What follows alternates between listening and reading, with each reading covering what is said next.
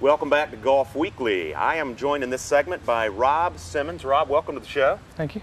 For those of you who don't recognize Rob's name or face, you might have heard about him in the paper recently. He's been in it a lot. You've been getting a lot of ink lately, buddy. Well, thank you. Rob just 2 weeks ago defended his Hilton Head Amateur Championship by defeating John Patterson in a, what, a four-hole playoff? Four-hole playoff. At Oyster Reef Golf Club. That's correct. And I believe you won at my old club, Bear Creek, the year before. I did. Best greens on Hilton Head. They're unbelievable. And if anybody that can negotiate those greens in competitive play obviously knows how to putt their ball, which I understand you do quite well. And I think I was reading that you had to sink a 25-foot putt on the last hole at Oyster Reef to just get in the playoff. Tell us about that. That's correct. I had a 5-iron into the green, 190 yards into the wind, hit a good shot, left myself on the wrong side of the slope. That's a two-tiered or That's green. correct. There's got a hump in it. Yeah. I was on the right side and had to cover the slope, and then it was downhill, down grade the last 10 feet, and the perfect speed, and it went in. You buried it. Buried it, yeah. Well, I tell you what, John's a good friend of mine, and John, for those who don't know John, he's been selling real estate for a while with Kevin King, but he's a great player. Great player, yeah. And wonderful ball striker. So, you know, that had to be a really competitive playoff. And to go 4 holes, I would imagine it would. How did you end up finally winning? The par 5, we started on 18, played 18, 10, 11, and 12, and we ended on 12. Par 5, we both hit good drives. He hit his left of the green, I hit the middle of the green in 2, and 2 putted, and he hit it about 15 feet and missed his putt. But wow. I mean, we both were right there. I mean, he could have won on several of the holes, and I could have won on, the first few. And you guys both shot par, I think, in regulation. And for those that aren't familiar with Oyster Reef, that's a tough golf course out there. You got to really be able to shape your ball both ways. It's got a lot of dog legs, some tricky greens. So shooting par there is no easy feat. It was a good test. The greens there are small. They're heavily bunkered, a lot of dog legs, and it was a good test of golf. Well, before we get out, I want you to tell we don't have a whole lot of time, unfortunately, but I want you to tell viewers a little bit about who you are. But before we get into that, I think it's noteworthy to mention that Rob went up just after winning his second Hilton Head Amateur in a row, went and qualified for his second U.S. Amateur in Kinston, North Carolina. Is that right? Kinston, that's correct. Kinston. Tell us about that.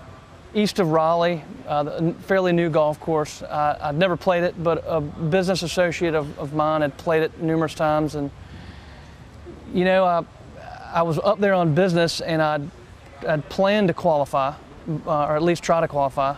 And the weather worked out. It was on a Friday. Sounded like your game worked out, too. Game worked out, okay. What did you shoot, 6 under? 6 under in 2 rounds. To take low medalist honors. That's correct, yeah. That's playing golf, folks. I mean, sounds like you got a hot summer going. And I know you just got second trying to defend your Beaufort County championship from last year, losing out eventually to J.D. Hoff, who most will know around here as a very accomplished player also.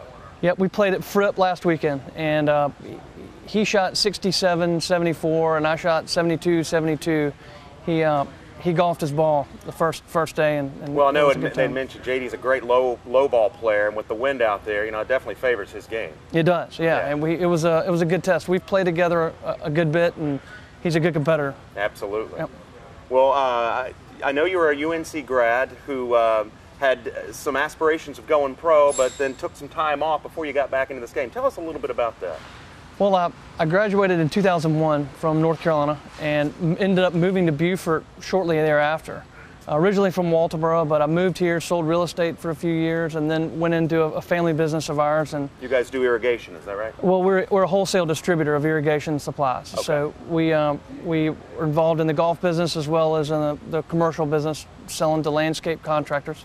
So I started in that business in 2004 and didn't play much till 2010, roughly 2011, and started playing a few amateur tournaments and got the fire again. I would say you do. I mean, you kind of came back with a bang there. Well, thank you. I think it's the notice has been served. If anybody else wants to start winning these things, they got to deal with you.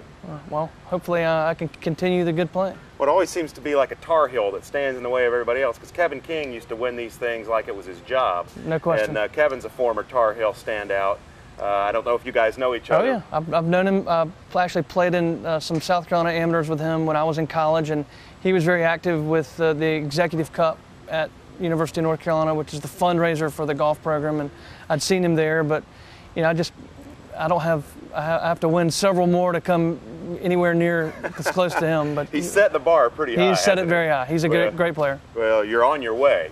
You can't win them all until you win that first one. That's right. I still tell people jokingly all the time, I had my chance back in '04 and missed a 3-foot putt in a playoff to get my name on that trophy. And I think my chances might have passed me by with a 5-month-old. I know you have a 15-month-old, so I do. It does make it a little bit more difficult to get out there and work on the game, but it sure does. I mean, it's hard to put all the time together, but it's I've found a little bit the last few months to be able to practice, and my wife is very, very good about allowing me to play. I mean, I know that sounds weird, but she's you got to have, that's an important part of the ingredient, isn't it? It is. Have a wife to support you. And she's very supportive, and she's a great mother, and I'm lucky to have her.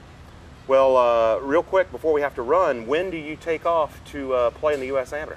I leave the 10th of August. And that'll be a match play to begin with, the qualifiers, well, right? there's 2 rounds of stroke play, and then they cut the field to 64 players, and you go into match play. So you gotta play well enough in stroke play to qualify to get into the 64 players who do match play. That's correct, and I'm sure even par or maybe a few under was what it'll take to get into match play. Now, where is that being played, Rob? This is Cherry Hills in Colorado, where Arnold Palmer won the 64, I think. That's right. U.S. Open. So good track.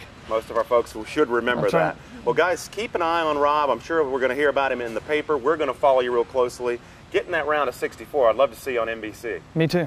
Rob, congratulations. You're 2-time Hilton Head Amateur champion. And hope to come out there and give you a run for your money next year. Well, thanks. Looking forward to it. Rob, great to have you on the show. When Appreciate we come back, we're going to be joined with Doug Weaver, who's going to use our facility in here to give us a few lessons. Stay with us.